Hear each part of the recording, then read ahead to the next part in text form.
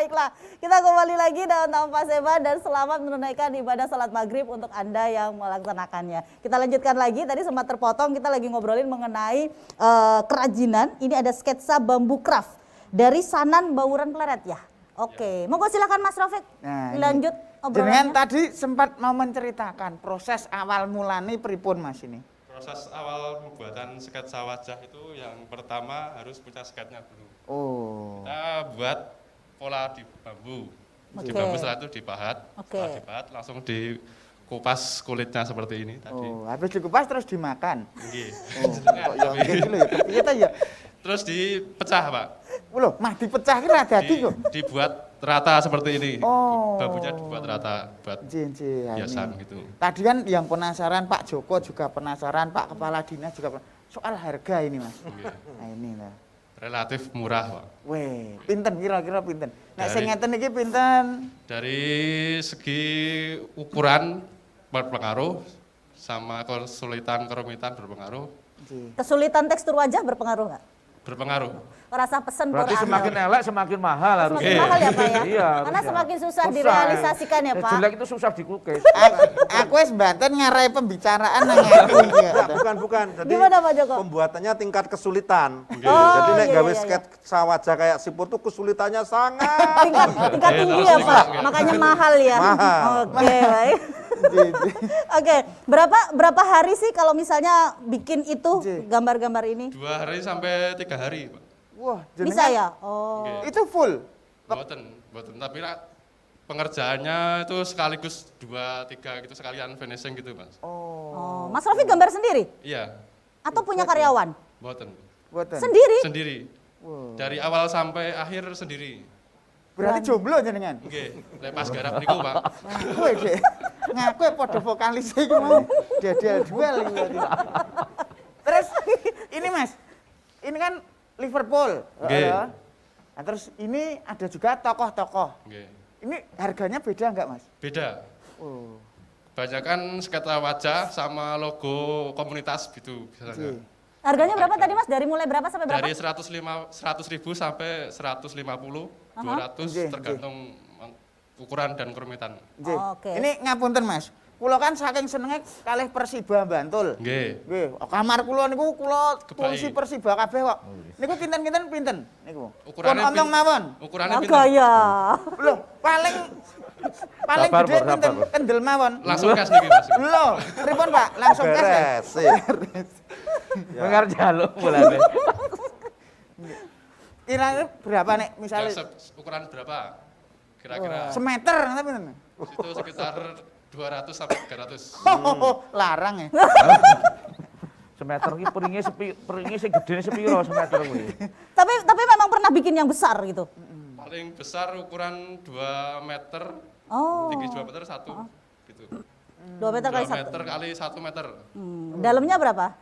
Lho kok dalamnya padake ngeduk. Oke, saya mau nanya sekarang, di mana saja pemasarannya? Nggih. Sementara baru lokal, marketplace lokal gitu. Oh, baik. Pemesan terjauh dari mana, Mas? Dari Jawa Timur.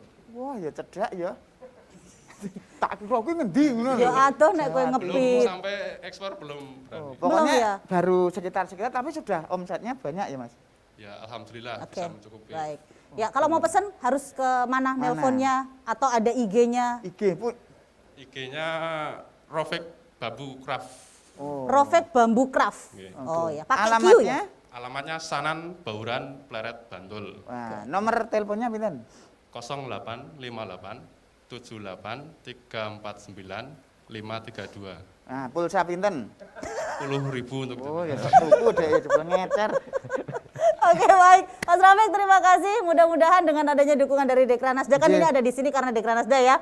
Nah mudah-mudahan kedepannya akan banyak ini ya dukungan lagi dari Betul, pemerintah pameran-pameran kabupaten. diajak Iya, besok. mudah-mudahan ya. Terima kasih Mas Rafiq, tepuk tangan untuk Mas Rafiq ya. Baik, adaptasi kebiasaan baru mungkin nanti juga akan ada pameran-pameran lagi begitu ya, Pak Joko. Harapannya ke depan begitu ya. Ya, melihatnya seperti apa sih? Ada teman-teman yang seperti ini, kemudian pastinya ini juga berdampak pandemi ya, Mas Rafiq ya. Berpendap Dampak banget. Dampak banget gitu. Oh, oke. Dulu-dulu ada pameran-pameran. Sekarang udah nggak pernah ada. Oke. Nah, kalau untuk apa namanya adaptasi baru ini, Ya. Pak Joko, seperti apa? Jadi, Apakah nanti oke. bisa aja event-event juga? Oke, jadi pertama setelah nanti kita nanti untuk penyelesaian COVID-19, nanti kita akan masuk ke pemulihan ekonomi. Pripun, Pak? Jadi setelah nanti vaksinasi ini bisa seperti yang diharapkan untuk angkanya di atas 75%, maka langkah-langkah yang diambil oleh pemerintah daerah itu yang pertama kita akan menuju kepada penguatan di sektor pemulihan ekonomi. Oke. Jadi kebiasaan adaptasi baru setelah masyarakat itu melakukan penyesuaian, mereka menyesuaikan diri dengan adaptasi baru, maka kewajiban kita adalah membantu untuk bagaimana menuju ke pemulihan ekonomi. Ya. Yang pertama, Pak Gubernur Daerah Istimewa Yogyakarta telah memprogramkan untuk penguatan ekonomi ini melalui sektor koperasi. Oke. Ya, itu dari anggarannya dari pemerintah daerah Istimewa Yogyakarta. Kemudian kita Kabupaten Bantul ini telah memprogramkan juga bersama DPRD itu pelatihan-pelatihan. Oke. Pelatihan-pelatihan yang tersentral di tingkat kelurahan, tingkat kapanewonan, kemudian kelompok wanita tani, juga ada kelompok-kelompok UMKM. Dan pelatihannya ini harus sesuai dengan adaptasi Iya, baru ya? iya. Kayak apa, online misalnya. Ya. Beli. Jadi kita melakukan itu. Terus yang berikutnya, yang ketiga, itu nanti di tahun 2022 kita akan mengambil sebuah langkah-langkah konkret. Seperti misalnya? Mereka akan kita berikan ruang ketika pemerintah ini sudah menurunkan levelnya. Iya. Levelnya kita turun level. Sekarang tuh berapa sih, Pak? Sekarang level 3. Tiga ya? Jadi level 3 masih ada pembatasan-pembatasan ya. Tertentu, ya. Oke. Tapi nanti kalau sudah level 2, level 1 mungkin agak longgar. Iya, iya. Nah, situlah kita akan memberikan ruang untuk berkesempatan bapak-bapak kita, teman-teman UMKM itu melakukan apa semacam pameran. Oke. Ibu-ibunya juga dong, Pak? Iya, oke. bapak-bapak dan ibu-ibu, ibu-ibu dan komplit. bapak-bapak Iya. ya. Itu kita fasilitasi. Itu. Nah, terus saat ini yang sangat menggembirakan kita adalah seluruh rangkaian kegiatan itu didasari dengan semangat gotong royong. Oke. Jadi oke. gotong royong yang dilakukan oleh masyarakat, oleh pemerintah, aparatur TNI, aparatur kepolisian ini Ya. melakukan gotong royong bersama dan saat ini Bantul merasakan itu. Oke, Sangat oke. luar biasa. Iya, Ya. gotong royong yang sesuai prokes, artinya Ya, ada sinergitas ya, tadi ya. itu, ya kan? Ya. Oke, baik. Ada yang mau ditanyakan, Pur? Kalau nggak saya mau ke Pak Agus nih nanya mengenai vaksinasi nih. Sekarang angkanya berapa persen sih, Pak? Di angka berapa persen? Angka kita hari kemarin Iya. kita sudah mencapai 61%. Oh, sebentar lagi kalau untuk 75 ya. Iya, Oke. saya kira sebentar lagi mudah-mudahan nanti Oktober kita target sudah bisa dicapai. Oke, Ya. baik. Ini Cuma kan sekali lagi memang apa yang disampaikan Pak Ketua Harian Satgas Covid atau Pak Wabub tadi bahwa tentu harapan kita segera akan ada penurunan level. ya, Ji, ji. ya. Dan sesuai arahan pusat juga mulai ada pelonggaran-pelonggaran. Tetapi kita tidak boleh euforia, tidak boleh terlalu lengah yang tadi Ya. di awal sudah disampaikan bahwa COVID masih ada.